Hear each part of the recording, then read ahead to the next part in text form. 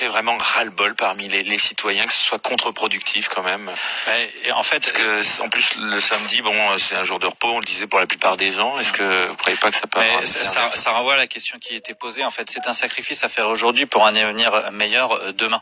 Voilà l'objectif aujourd'hui, parce que plus la politique que nous subissons aujourd'hui depuis des années, continue à être menée, et plus les gens s'appauvrissent. Et donc, c'est déjà très dur aujourd'hui. Tout le monde en a bien conscience de se mobiliser, mais plus nous attendrons, et plus ce sera difficile de se mobiliser, parce qu'ils vont continuer à nous faire les poches, et notamment à commencer par la réforme du régime des retraites qui va impacter tout le monde de manière extrêmement négative. Je pense que tout le monde l'a compris. Oui, mais si on regarde les faits maintenant, est-ce que vous vous mobilisez pas contre la précarité, mais en engendrant plus de précarité?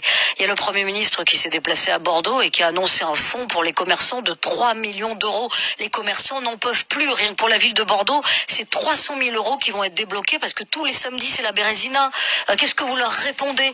Vous voulez combattre la pauvreté en créant encore plus de pauvreté. Vous nous dites comme ça, bonhomme, on va bloquer l'économie, mais c'est une catastrophe pour la France. Mais je viens de vous dire que c'est un sacrifice à faire aujourd'hui pour un avenir meilleur demain. Si nous ne changeons... le sacrifice de qui? Vous ne remportez pas l'adhésion de tous les Français. Mais je rappelle qu'aujourd'hui, le mouvement est soutenu sur le fond des revendications entre 75 et 80%, que pour ce qui concerne les gens qui approuvent le mouvement, le dernier sondage... Vous êtes de moins en moins nombreux dans les rues. Mais pas du tout, on n'est pas du tout de moins en moins nombreux. À Rouen, nous étions 6 000 à manifester mardi. Nous étions extrêmement nombreux samedi dernier. Je crois au contraire que, contrairement à ce que tout le monde pensait et au fait que le mouvement mourrait à la fin de l'année 2018, le signal a été extrêmement fort et a montré que la détermination des gens est extrêmement importante. Ne sous-estimez pas une chose. Il s'est passé dès le 17 novembre 2018 une révolution dans les esprits. Voilà des gens qui depuis des années étaient isolés et se sentaient impuissants, ont décidé de se réunir sur les ronds-points et ont compris qu'ensemble, ils constituaient une force collective et qu'ils pouvaient enfin devenir maîtres de leur destin. Voilà ce qui est en train de se passer et ces gens qui ont décidé de relever la tête ne la baisseront pas parce que maintenant, l'idée est ancrée dans leur esprit. Il est temps qu'ils reprennent leur destin en main et je peux vous dire qu'ils seront déterminés. Et preuve en est, nous sommes à 2 mois et demi, plus de 2 mois et demi de mobilisation en plein hiver. Le mouvement est historique. On n'avait pas vu ça depuis des années et des années. Alors, force est de reconnaître en tout cas. Il faut se mobiliser et c'est le rôle des classes moyennes supérieures, de ceux qui ont de la culture, sont capables... Mais je veux dire, vous ne ressentez pas ce mépris de classe, vous, personnellement? Mais pas du tout, parce que en réalité, par exemple, dans ma profession, vous voyez, beaucoup déplorent d'avoir... Vous êtes avocat. Oui, pardon, d'avoir une image de nanti, mais en réalité, vous n'avez cette image que si vous restez dans votre petit confort individuel et que vous n'aidez pas ces gens. Quand vous êtes avocat et quand j'ai prêté serment, j'ai compris que nous étions, a priori, l'un des gardiens du temple, des libertés publiques, que nous devions porter la parole pour ceux qui sont démunis et qui ne savent pas la porter, qui ne savent pas exprimer clairement. Et donc, nous devons aussi parler pour eux, et c'est ce que j'essaie de faire, c'est de rassembler tout le monde, de fédérer tout le monde. Nous devons sortir du coma politique, nous devons enfin réinvestir la politique pour l'intérêt général. Vous investi d'une mission. Oui, mais parce que je crois que c'est nécessaire aujourd'hui. Dans ce temps-là, vous travaillez pas non plus. Hein. Non, mais c'est pas grave. Je suis en train effectivement d'essayer de défendre mes convictions, et je crois qu'il y a pas plus noble cause que cela. Aujourd'hui, moi, ça m'est insupportable que dans la 5e ou 6e puissance économique du monde, nous comptions 9 millions de personnes qui vivent sous le seuil de pauvreté, c'est-à-dire avec moins de 1 000 euros par mois. Nous comptons 140 000 SDF. Comment pouvons-nous supporter cela? Il y a des solutions simples, encore une fois, que nous pouvons mettre en œuvre de manière très rapide. Et c'est la raison pour laquelle il faut se mobiliser. Je dis un mot simplement par rapport au mandat que j'ai reçu. Très simplement, je ne me suis jamais senti autorisé à m'exprimer dans les médias tant qu'on me l'avait pas demandé. Et c'est la raison pour laquelle, à la suite de réunions publiques où j'ai exprimé quelle était la pensée, la stratégie, les objectifs et le fondement des revendications, les gens du rond-point de la Motte sur lequel j'étais présent m'ont demandé d'être porte-parole. Et puis ensuite, ça s'est fait également sur les 2 autres ronds-points, si bien qu'aujourd'hui, effectivement... Et maintenant, le rond-point, il est national. Alors, je ne me suis pas imposé. Voilà, tout simplement. Et c'est très important parce que le mouvement naît en grande partie de la défiance absolue qu'il y a envers le représentant politique, de droite comme de gauche, qui depuis 40 ans ont trahi la population. Et donc, vous avez un mouvement horizontal avec la volonté des gens de ne pas se laisser déposséder de leur pouvoir de décision. C'est pour ça que je ne suis pas un leader, je ne suis pas un représentant, je suis un messager qui a vocation à défendre le mouvement auprès des médias. Et Éric Drouet et Maxime Nicole, par exemple, et puis de l'autre, Jacqueline Moreau, permet exactement de définir quelle est la ligne de division aujourd'hui entre ceux qui font partie du mouvement des Gilets jaunes et ceux qui n'en font plus partie, qui s'en sont de fait exclus. Éric Drouet et Maxime Nicole, quoi que l'on puisse dire d'eux, ce sont des gens sincères, loyaux et qui œuvrent dans l'intérêt du collectif. Vous entendez ce qu'elle a abandonné finalement la défense de la cause? Oui, mais qui effectivement ont essayé de tirer parti, me semble-t-il, du mouvement dans un intérêt personnel. Elle crée un parti politique, je dirais que c'est tout à fait antidémocratique. Comment voulez-vous lancer une initiative politique sans avoir l'avis au moins majoritaire d'un mouvement et des gens que vous prétendez pouvoir représenter? Vous avez là une initiative qui fait que dès lors vous n'avez pas le soutien au moins majoritaire et en l'état vous avez même une quasi-unanimité des Gilets jaunes qui sont contre à cet instant une structuration politique, notamment en vue des élections européennes. Et donc vous ne seriez pas tenté, non, de représenter? Non, pas du tout. Moi, j'ai 3 points. 3 choses à dire à ce sujet. La première, c'est que une liste européenne s'inscrit en contradiction directe avec les objectifs du mouvement, puisque le Parlement européen n'a aucun pouvoir, alors que le mouvement tente à obtenir des avancées concrètes et immédiates pour améliorer la vie des gens. Deuxième élément, chacun a compris en termes de stratégie politique que des listes, une ou des listes Gilets jaunes, viendraient plutôt affaiblir les partis d'opposition et donc mécaniquement renforcer le parti de la majorité. Quand vous êtes dans une mobilisation qui vise précisément à contester la politique menée par le pouvoir exécutif, il est bien évident qu'une manœuvre qui va venir le renforcer, n'est pas tout à fait opportune. Fumage, mascarade. On a vu la courbe. Alors, ce qui est important, juste avant de vous laisser réagir, on a vu la courbe de popularité du président remonter de 6 points dans le tableau de bord IFOP fiducial, justement, pour Paris Match et pour Sud Radio. Ça devrait vous inquiéter un petit peu, ça, parce que finalement, il remonte dans les sondages. Ce qui m'inquiète un peu, c'est le chapitre qui lui est donné par la voix de toutes les chaînes d'infos en Macron continu. Show, c'est ça. Voilà, qu'on voit à longueur de journée, etc. Je pense que bon, c'est que vous leur posez la même chose que ce que lui-même a reproché aux chaînes d'infos, quoi. En disant les chaînes d'infos suivent toute la journée les Gilets jaunes. Dans ces rôles, c'est le même, reproche, en fait. Sauf que les Gilets jaunes étaient représentés par diverses paroles, qu'ils étaient en débat contradictoire face à des éditorialistes ou des interviews de journalistes, voire des contradicteurs politiques, puisqu'il y a eu des débats face aux députés La République En Marche. Donc vous aviez un débat public qui était contradictoire. Là, on donne une parole où c'est quasiment un monologue du président de la République. Je crois que la prochaine étape... Mais en même temps, ça ne vous satisfait pas. Pas du tout. Le président de la République, c'est logique qu'il aille s'adresser à son peuple en soi, en fait, quoi. Ou alors vous pensez qu'il n'est pas légitime du tout, quoi. Alors, je vous dis 2 choses. La première, c'est que je pense que au point où on en est, la prochaine étape, c'est peut-être d'installer des haut-parleurs dans toutes les rues et puis on entend pendant 24 heures sur 24 le président de la République donner la parole. Il y a déjà Hanouna pour ça. La parole publique. Il ménage pas ses efforts, 7 heures non-stop. Ah oui, c'est ça. Et voilà, on a des commentaires donc pour nous expliquer que il est formidable, il parle pendant 6 heures, pendant 7 heures, quel courage, etc. Non, la question c'est celle du fond. Qu'est-ce qu'il est en train de raconter? Dans quel cadre s'exerce le grand débat national? Je crois que c'est une forme de campagne électorale déguisée. Évidemment, et ça pose un très sérieux problème parce que effectivement, il est en train de mener campagne pour les élections européennes et j'espère que la commission qui est en charge de contrôler effectivement les temps de parole va se pencher très sérieusement sur ce cas parce que il y a un problème d'équité dans la parole qui est donnée par rapport aux règles qui sont celles dans le cadre des campagnes électorales. Je veux simplement dire un mot avant votre question, madame. La question est celle du fond et du verrouillage du grand débat national. Nous savons d'ores et déjà, puisque les membres du gouvernement nous ont indiqué que quoi qu'il arrive à l'issue du grand débat, rien de ce qui a été fait depuis 18 mois ne sera détricoté. On en a eu la confirmation au terme de la lettre du président de la République qui nous dit, de toute façon, les dispositifs fiscaux, je ne les remets pas en question. De toute façon, il faut baisser la dépense publique, puisqu'il nous dit comment voulez-vous baisser la dépense publique. Mais qui lui a dit que nous voulions baisser la dépense publique? Parce que dans sa bouche, nous savons que... Non, il ne faut pas baisser la dépense publique. Mais si, bien sûr que si. 100% du PIB est consacré à la dette de 2300 milliards d'euros. Excusez-moi, il faut baisser la dépense publique. Je vais vous répondre, madame, sur la question de la dette, si vous me permettez simplement de finir mon propos. Baisser la dépense publique, bien sûr qu'il y a toujours des économies qui peuvent être faites ici ou là. Simplement, dans sa bouche, nous savons que les baisses de dépenses vont concerner nos services publics essentiels, c'est-à-dire la police, la justice, la santé et l'éducation. Ces services publics sont à l'os aujourd'hui. Vous avez un record déjà du nombre de suicides depuis le début de l'année dans la police. Vous avez des personnels de soins qui se suicident. Ces gens-là ne se suicident pas par hasard. Ils le font parce qu'ils ne peuvent plus supporter leur charge de travail, parce qu'ils n'arrivent plus à exercer mettre la charrue avant les bœufs, parce que pour l'instant, il n'a pas été question de mettre un peu plus à l'os le secteur hospitalier ou la police. Au contraire, écoutez, je pense qu'ils vont sanctuariser ces secteurs. Non, attendez. Dans le programme d'Emmanuel Macron, il y avait 120 000 postes de fonctionnaires supprimés sur un quinquennat. Voilà. Pour l'instant, on en est à 4 000. Écoutez, il n'a rien fait, pardonnez-moi. Mais bien sûr, mais où va-t-il le faire en fait? Mais on le sait où il va le faire. Et si vous écoutez les personnels de santé, ils vous expliquent qu'en réalité, les mesures qui sont annoncées vont encore paupériser le service, alors que les services publics n'en peuvent plus. Je peux vous parler, si vous le souhaitez, du service public de la justice, où on vient de faire passer une réforme prétendant moderniser les institutions. Vous voulez savoir quel est l'état de la justice aujourd'hui? Notre budget est de 7 milliards. Il est 2 fois inférieur à celui de l'Allemagne. Notre justice est en voie de clochardisation. On nous parle de modernisation. Nous avons une plateforme qui s'appelle le RPVA pour communiquer avec les tribunaux. Cette plateforme est en panne les 3/4 du temps. Et on communique de manière électronique, mais vous savez quoi?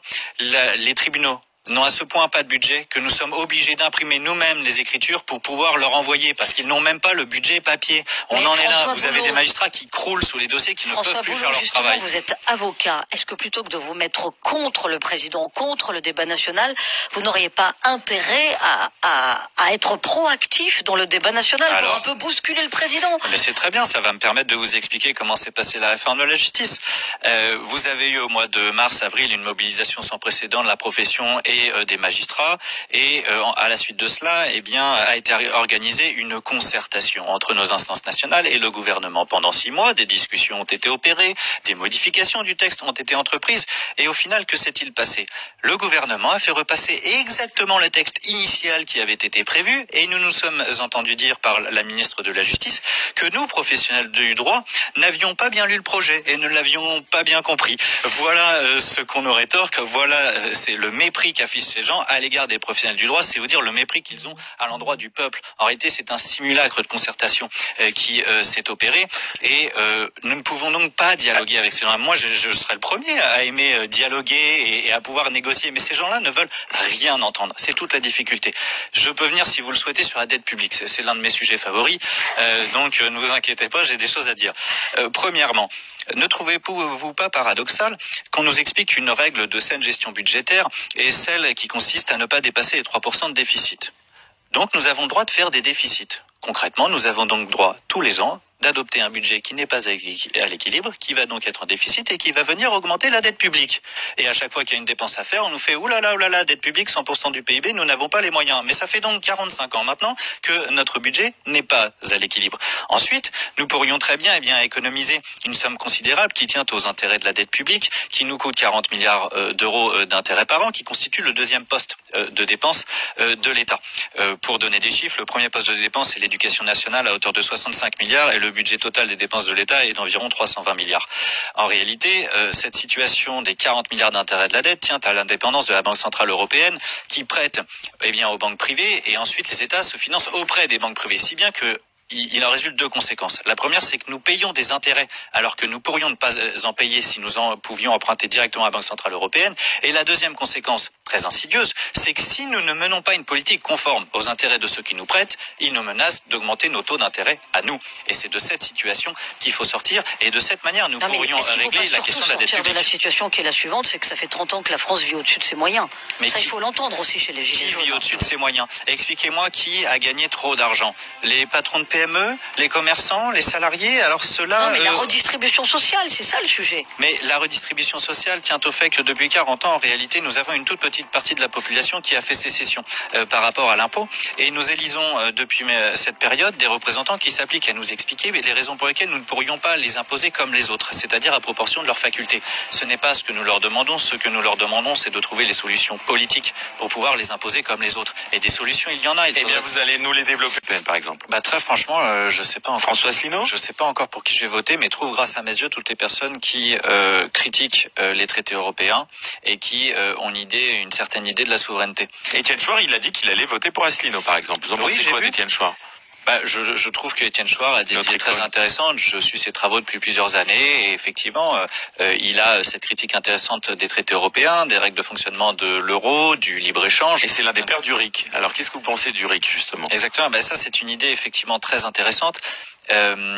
puisque l'idée est d'avoir donc instauré de la démocratie directe. Je le dis pour que les choses soient claires, il n'est pas question dans un pays de 65 millions d'habitants de revenir sur le principe de la démocratie représentative. En fait, ce qu'il faut instaurer, c'est une démocratie semi-directe, c'est-à-dire introduire des possibilités d'intervention directe du peuple dans la démocratie, et notamment une manière de contrôler les élus. C'est notamment le sens du référendum révocatoire. Après, ce qu'il est important de comprendre, c'est que ce n'est pas un dispositif fixé, mais c'est volontaire, parce que ce qu'il faut faire, en fait, ce sont des citoyens constituants, c'est-à-dire des citoyens qui sont éclairés. Et donc, pour parvenir à cela, il faut associer les citoyens à la réflexion autour du référendum d'initiative citoyenne, que les gens réfléchissent et qu'ils soient donc en mesure de passer de citoyens passifs à citoyens actifs, contrôlant leurs élus et avec ce sentiment d'être investis d'une puissance politique, parce que c'est cela un vrai citoyen. Là, Macron vous coupe un peu l'après le pied, mais en faire un référendum. On souffre déjà justement de démocratie directe, en fait, c'est-à-dire l'élection au suffrage universel direct du président de la République. Est-ce que c'est pas un problème, en fait, et est-ce que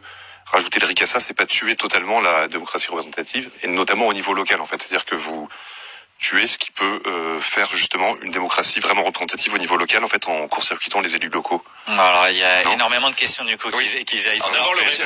Sur le référendum du président de la République, bon, je vous avoue que j'ai pas encore très bien compris quel allait être le sens des questions, etc. Mais moi, je dis une chose en l'état. Écoutez, il sera pas couplé avec les européennes, d'après les derniers bruits.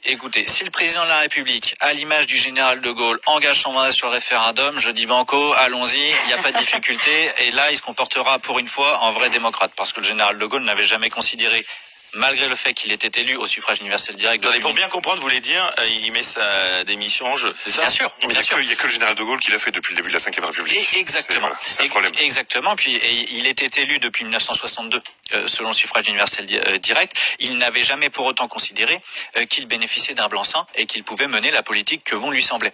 Et à chaque fois que c'était nécessaire, il estimait opportun de refonder sa légitimité en consultant le peuple par référendum et en engageant expressément son mandat. Vous n'y croyez pas, honnêtement.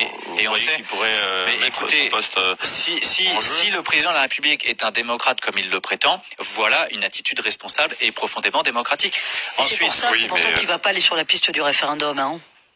C'est pas évident. Les avis sont partagés. Alors, donc justement sur la question du RIC, en fait, est-ce que c'est pas détricoter ce qui reste encore de démocratie locale, en fait, c'est-à-dire vous passez au-delà des maires, au-delà des conseillers départementaux, régionaux, etc., et vous mettez le peuple directement face à toutes les grandes questions, en fait, au risque que ça parte dans tous les sens, quoi. Mais en fait, toute la difficulté vient du couvercle aujourd'hui, qui est le carcan des traités européens, et qu'en réalité, tant que vous n'avez pas remis en cause cette superstructure, eh bien, le cadre conditionne tout le reste. Les maires aujourd'hui sont très embêtés, avec toute la meilleure volonté qu'ils ont d'écouter les gens et de trouver des solutions. Ils n'ont pas les budgets, ils n'ont pas les moyens, pour pouvoir effectivement améliorer la vie des gens. Vous pouvez pas dire que les intercommunalités, ça vient de l'Europe, en fait, ça vient de la France directement. Par exemple, c'est ça qui les a dépossédés, les maires. Le quinquennat, ça vient pas de l'Europe, ça vient de la France aussi. Vous voyez, le fait qu'il n'y ait plus de pouvoir législatif parce qu'il est plus le pouvoir exécutif. Donc je suis d'accord avec vous sur l'Europe, mais tout ne vient pas de l'Europe, en fait. Il y a des problèmes aussi internes à la démocratie française, Europe ou pas Europe. Oui, mais je suis pas d'accord avec vous parce que tout est contraint par la dette publique et le déficit aujourd'hui. Tout notre débat tourne autour de ça. C'est-à-dire qu'à chaque fois que vous voulez proposer une mesure pour améliorer la vie des gens, on vous explique qu'on n'a pas l'argent. Oui, et donc, il faut dégager les marges. Et d'ailleurs, quand les communalités, les communes, les régions disent qu'il faut plus de décentralisation, qu'est-ce qu'ils réclament derrière? Des budgets. C'est ça qu'ils réclament. Alors, parce que sinon on comprend plus rien. Je vais vous les donner, mais il est quand même regrettable que ce soit aux citoyens d'essayer de proposer des solutions. En principe, c'est le travail justement de nos représentants. Alors, trouvons les solutions. Sur le RIC, c'est contradictoire. Sur le RIC, c'est les citoyens qui veulent proposer des solutions. Mais exactement, c'est parce que effectivement, par l'inertie et la trahison de nos représentants politiques qui ont perdu de vue l'intérêt général depuis des années, nous sommes obligés de faire le constat que ces gens-là ne recherchent plus l'intérêt général et donc de prendre les choses en main pour essayer de tenter de changer la politique. Par exemple, pour lutter contre la fraude fiscale notamment, c'est un sujet que vous maîtrisez pas mal. Oui, il y a beaucoup de solutions arrêtées, mais il y a deux pistes déjà à opérer. La première, c'est l'impôt sur la nationalité. J'indique qu'effectivement, les États-Unis pratiquent ce type d'impôt et donc nous abandonnerions le principe seulement de la territorialité, mais pour privilégier celui de la nationalité, si bien que les gens très très fortunés pourraient aller partout dans le monde s'ils le souhaitent, ça c'est leur liberté, mais en revanche, s'il en résulte pour eux une différence favorable, une économie d'impôt, cette différence, ils la reverseraient à l'État français. Je précise tout de suite parce il y aurait plus d'exil fiscal, c'est ça? Exactement. Et il n'y aura plus de possibilité de s'exiler fiscalement. Et je le dis pour les expatriés parce que certains m'ont écrit en me disant mais alors qu'est-ce qui arrive pour nous? Mais je veux les rassurer ici. Il ne s'agit pas d'aller faire une double imposition pour même les cadres supérieurs qui gagnent 5 ou 10 000 euros par mois. C'est pas le sujet. Ces gens-là, on prévoira un abattement pour qu'ils ne soient pas concernés par le dispositif. Et évidemment, ce qu'on a vocation à aller chercher, ce sont les millions et les millions que quelques-uns détournent pour voler la nation. Et la fraude fiscale aujourd'hui, elle est évaluée à 80 ou 100 milliards, si bien que la deuxième proposition que nous faisons, très simplement, c'est de permettre d'enlever le sentiment d'impunité qui résulte de ces manœuvres frauduleuses à l'impôt, et notamment l'instauration de peines planchées de prison, au minimum 3 ans, de telle sorte que ces fraudeurs fiscaux sachent que la seule issue pour eux, s'ils sont pris la main dans le pot de confiture, ce sera la peine de prison. Parce que je rappelle que jusqu'à 2 ans, les peines de prison sont aménageables et donc vous échappez à la prison. Ça a été le cas notamment de Jérôme Cahuzac. Donc il faut absolument moraliser les comportements et de cette manière, enfin peut-être que ces gens accepteront de contribuer à l'impôt. Et dernière explication sur le sujet par rapport à l'impôt sur la nationalité, parce que certains disent mais à ce moment-là, ces gens pourraient abandonner la nationalité. Il y a plusieurs niveaux de réponse à cela. On peut faire comme certains pays, c'est-à-dire empêcher tout simplement aux gens de renoncer à leur nationalité. Exactement, ça existe. Mais deuxième solution, on peut également prévoir une amende extrêmement lourde pour quiconque voudrait abandonner la nationalité.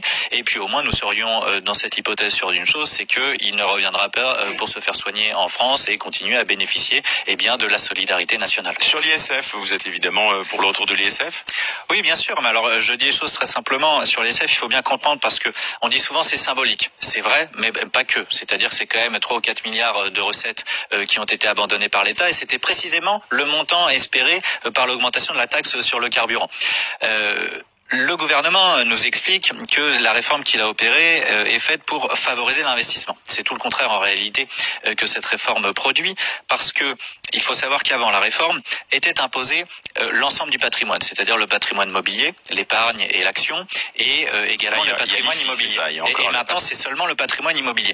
Mais avant la réforme était prévue une exonération à hauteur de 50% pour toutes les sommes qui s'investissaient dans le capital des PME. Donc pour favoriser l'investissement, il aurait fallu passer cette exonération de 50 à 100%. Ce n'est pas ce qui a été fait. Ce qui a été fait, c'est donc d'exonérer l'épargne et les actions de l'assiette de l'ISF, si bien qu'aujourd'hui, les gens très très fortunés dont le patrimoine se compose essentiellement d'épargne et d'actions, sont de fait et de droit exonérés, si bien qu'ils n'ont même plus à investir dans le capital des PME. Ils peuvent tranquillement placer cet argent dans la sphère financière qui sert à la spéculation et qui ne sert absolument pas l'économie réelle. Et sur le pouvoir d'achat, qu'est-ce que vous avez comme idée toute simple? Ça me permet de parler du CICE parce que il faut augmenter les salaires dans ce pays. Mais il est bien évident qu'aujourd'hui, les PME ne sont pas en capacité d'augmenter les salaires. Elles n'ont pas les marges aujourd'hui. Donc, nous disons que les sommes données au titre du CICE sont considérables puisque c'est 40 milliards par an. Sauf que 20 milliards, la moitié, est consacrée aux plus grandes entreprises de ce pays. Ces plus grandes entreprises n'en ont pas besoin. Elles avaient distribué 47 milliards de dividendes en 2017. C'est 57 milliards en 2018. Nous sommes le record d'Europe. Ces grandes entreprises ne créent pas d'emplois puisque depuis des années, elles délocalisent notamment dans les pays de l'Est pour réduire leurs coûts de production et augmenter encore leurs marges et donc leurs dividendes.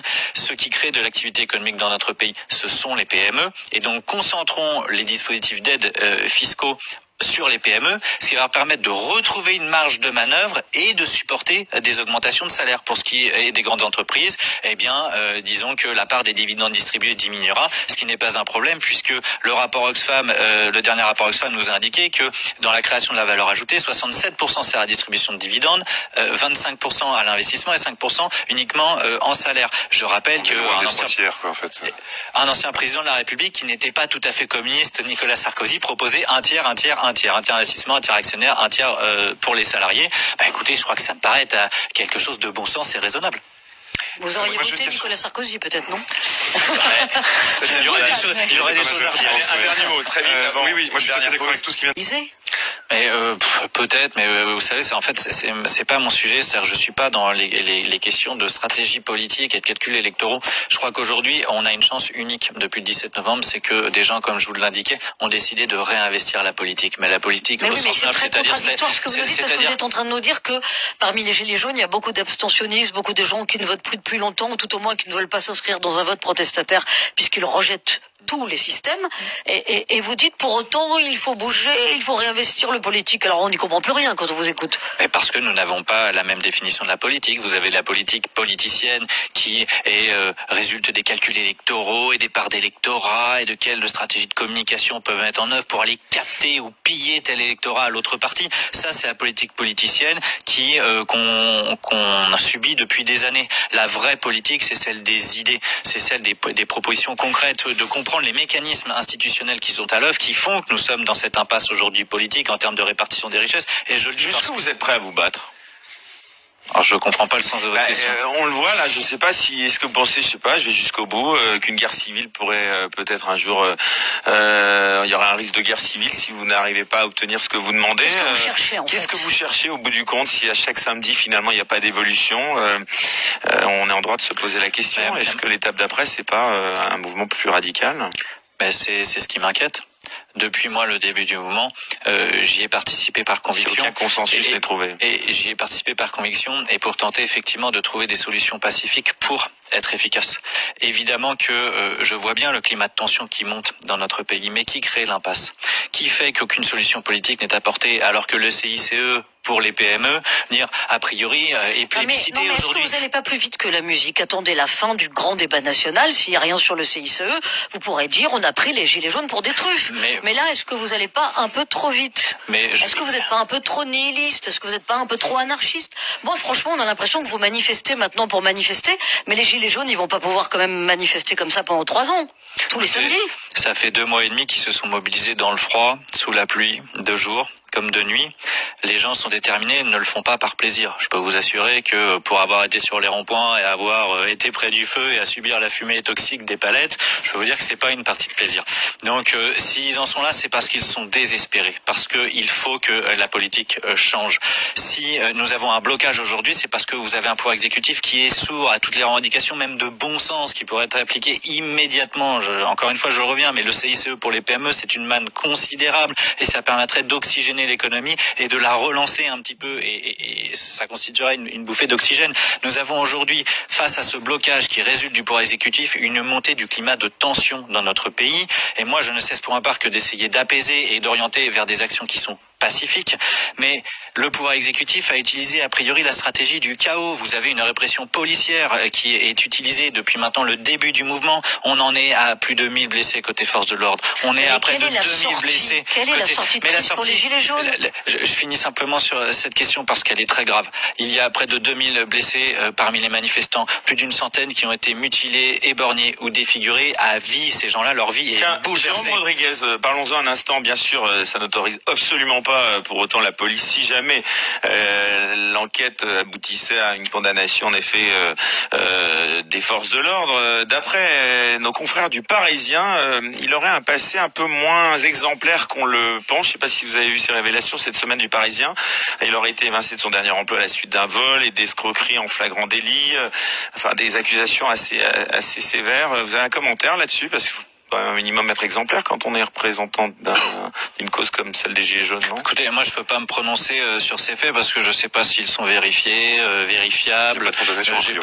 Non, en tout cas, d'après le Parisien, il y aurait eu, en tout cas, il aurait eu maille à faire avec la justice, en tout cas. Bon, et puis après, de toute façon, quand bien même y aurait-il eu condamnation, a priori, donc il y en aurait pas eu, mais moi qui suis avocat, une fois que vous avez subi votre peine, vous êtes réhabilité, hein, donc sinon on vous ostracise, on vous interdit du droit de vote, et puis vous êtes excommunié. Je ne pas du tout parti dans ma question. Vous pensez qu'on essaye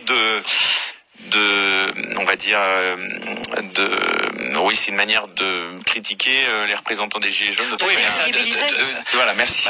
Ça, je crois, malheureusement, c'est qu'il y a un traitement médiatique qui est très critiquable. Pendant 2 mois, notamment, on a fermé totalement les yeux sur les violences policières, alors que les Gilets jaunes voyaient sur les réseaux sociaux les très graves blessures qui étaient infligées aux manifestants. Ça a été bien traité dans les médias, ça a été bien traité sur Sud Radio.